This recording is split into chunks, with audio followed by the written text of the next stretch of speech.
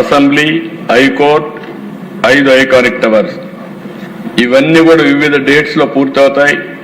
ఇప్పుడే నారాయణ గారు అడిగితే క్లియర్ గా ట్రంక్ రోడ్స్ అన్ని 27 మే 2027కి పూర్తవుతాయి. లేఅవుట్స్ అన్ని 27 మే 2028కి పూర్తవుతాయి. అసెంబ్లీ 28 మే 2028కి పూర్తవుతాయి. హైకోర్టు 20 జూన్ 2028కి పూర్తి చేసి 5 ఐకానిక్ టవర్స్ 4 ఆగస్టు 2028కి పూర్తి చేసి మళ్లీ ఆగస్టు 2028కి ప్రధానమంత్రి గారే వచ్చి ఇవి ప్రారంభం చేసే పరిస్థితికి వస్తారు. అది కూడా ఇనాగరేషన్ పెడతాం. అంటే ఇలాంటి చరిత్ర ఎక్కడా జరుగుండదు. దిశ ఫౌండేషన్ వేయడం, రీస్టార్ట్ చేయడం, మళ్ళీ ఇనాగరేట్ చేయడం. అందుకే అధ్యక్ష ఈరోజు మనందరం గుర్తుపెట్టుకోవాల్సింది 56,000 కోట్లు విలువైన 91 పనులు అవుతున్నాయి. రాత్రింబళ్ళు దగ్గర 30,000 మంది పనిచేస్తున్నారు.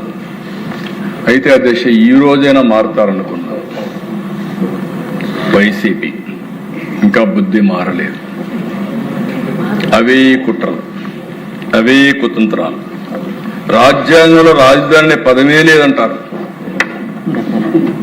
ఏమనాలో నాకైతే అర్థం కాలేదు. అంటే వీళ్ళకు ఒక రాజ్యాంగం రాసుకుందని నాకు తెలియదు. ఇక్కడ ఉండేది రాజారెడ్డి రాజ్యాంగం లేదు, అంబేద్కర్ గారు రాసిన రాజ్యాంగం ఉంటుంది. ఆ విషయం అవసరం ఏమి కూడా దేశ బాధ్యత.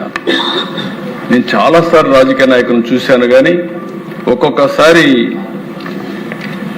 బాధున్నా అక్కసున్నా రాజకీయాల్లో ఉండే అధ్యక్షులు వ్యక్తులు ఎప్పటికప్పుడు వాస్తవాలకు దగ్గరగా పనిచేస్తారు. ఆ వాస్తవాలకు దగ్గరగా పనిచేయకుండా ఈరోజు నేను అనుకున్నాను, కనీసం చేసిన తప్పని కరెక్ట్ చేసుకోవడానికి ఇప్పుడైనా వచ్చి ఈ ప్రత్యేకమైన సమావేశంలో శాశ్వత రాజధానికి సహకరిస్తారు, కానీ లేకపోతే విట్నెస్ చేస్తారని చెప్పి అనుకున్నాను. ఈ రోజు కూడా రాలేదంటే నాకు అర్థం కావడం లేదు. ఎలాంటి వ్యక్తితో మనం రాజకీయం చేస్తున్నామో ఈ సంఘటన స్పష్టం చేస్తుంది. అలాంటి చేసే పరిస్థితికి వచ్చారు. ఏది ఏమైనా నేను ఒకటే చెప్తున్నాను, ఏపీకి ఒకే ఒక రాజధాని, అదే అమరావతి. ఇదే శాశ్వత రాజధాని. ఇప్పటికే తీర్మానం చేశాం.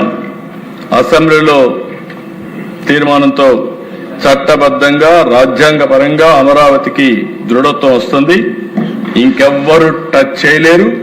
ఇంచు కూడా కదలదు, ఇంచు కూడా కదిలించే పరిస్థితి రాదు.